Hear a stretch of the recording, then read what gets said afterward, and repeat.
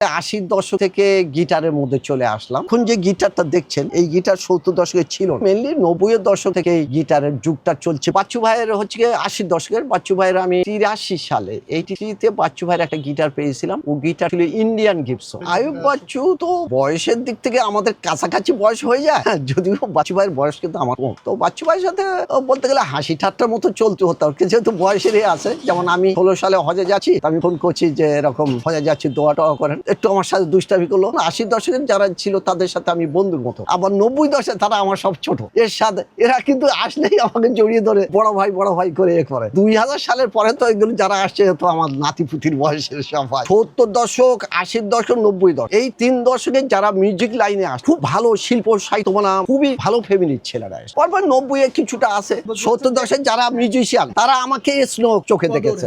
80 দশকে আমার সমবয়সী, আমার বন্ধুর মতো ব্যবহার। 90 দশকে আমার ছোট, তারা আমাকে সম্মান করছে।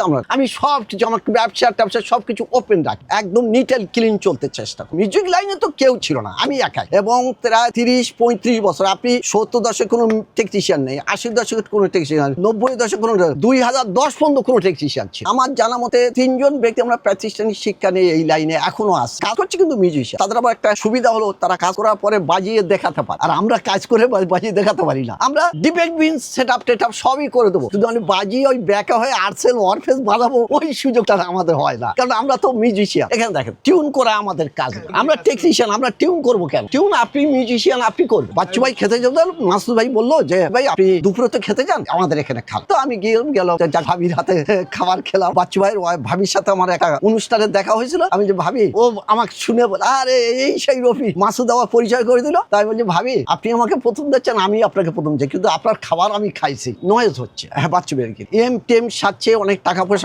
পয়সা নষ্ট করে এমপির পিছনে নয়েজ কমাতে পারছে না। তো আমি সাউন্ডটা দেখেই, আল্লাহর অশেষ মেমরি, আমি অডিও দেখেই আমি বুঝে ফেলেছি এটা তো এমপের সমস্যা না, এটা সমস্যা ক্যাবেলের সমস্যা। তো আমি দেখে সাউন্ড দেখে আমি যে বাচ্চু ভাই ক্যাবেল দেন, তো বারবার ক্যাবেল চেঞ্জ করছি, আমি এটা না বাচ্চু ভাই রেগে মেগে গেছে। কি করেন আপনার সব ক্যাবেল গেল বলে একটা অ্যাটাচি ব্যাগ নিয়ে এসে নেন আপনি। আমি ওর মধ্যে থেকে দেখে একটা দেখলাম যে হ্যাঁ এটা নয়েজ করবে না। বাচ্চু ভাই নিজে আসে না, মাসুদ ভাইকে দিয়ে আছে, রিপি আসছে, বাচ্চু ভাই গাড়িতে বসে আছে, লোক দিতে। হ্যাঁ, এখানে দোকানে আসছে, সাফিন আসছে, জুয়েল আসছে, লাবু, ফুয়া, সেলিম হায়দার, এরা সবাই। তবে জেমস আসে নাই, যে মেলোডিতে বসছিল কাজ নিয়ে, না দোকান থেকে লোক নিয়ে এসে আমাকে দিয়ে, মানে আগে তো আমার দোকানে ঢুকতো না, কারণ স্টার মানুষ এই ছোট সিঁড়ির তলা ঢুকবে এটা একটা দেখলাম। 50 বছরের উপরে আমি এই জগতে আছি। আপনি কোনো জিনিস নিয়ে আসলে আমার কাছে না হলে বিদেশ যেতে হবে, আমি ইচ্ছা মতো আপনার দিতে বাধ্য, কারণ আর যাবার রাস্তা নেই। কিন্তু আমার কাছে এই আমার রেকর্ড নেই। 90 দশকে কিছু মিউজিশিয়ান আমাকে গরিবের বন্ধু বলে আখ্যায়িত করেছিল। অবিশ্বাস্য, এই একটা আমার টাইটেল এসে গেছিল। পরে তো